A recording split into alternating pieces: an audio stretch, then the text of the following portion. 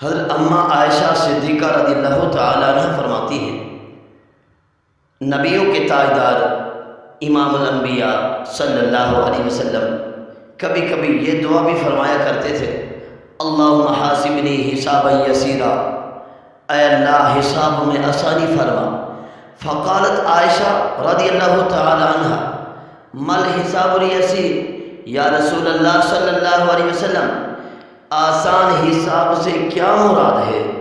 تو نبی رحمت شفیع امت صلی اللہ علیہ وسلم نے فرمایا، اے عائشہ اس سے مراد یہ ہے ان ینظر فی کتابہ فیتجاوز عنہ، آسان حساب سے یہ مراد ہے کہ میرا رب اپنے بندے کے اعمال نامے کو دیکھے، اپنے بندے کے اعمال نامے کو دیکھ کر پھر اپنے بندے سے درگزر فرما دے، آسان حساب سے یہ مراد ہے۔ عدل کرے تھے تھر تھر کمبن، اونچیاں شانہ والے، فضل کرے تھے بخشے جان، میں ورگے منہ کالے۔ تو محترم سامعین کرام، جب میرا رب پھر حساب لے لے تو پھر کیا ہوگا؟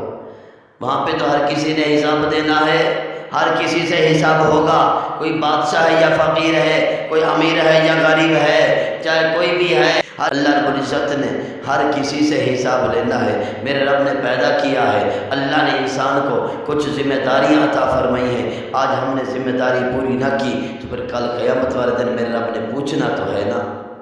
اسی لیے میرے محبوب فرماتے ہیں، اے اللہ میرے امتیوں کا حساب آسان لینا، میرے امتیوں کے حساب میں آسانی کرنا۔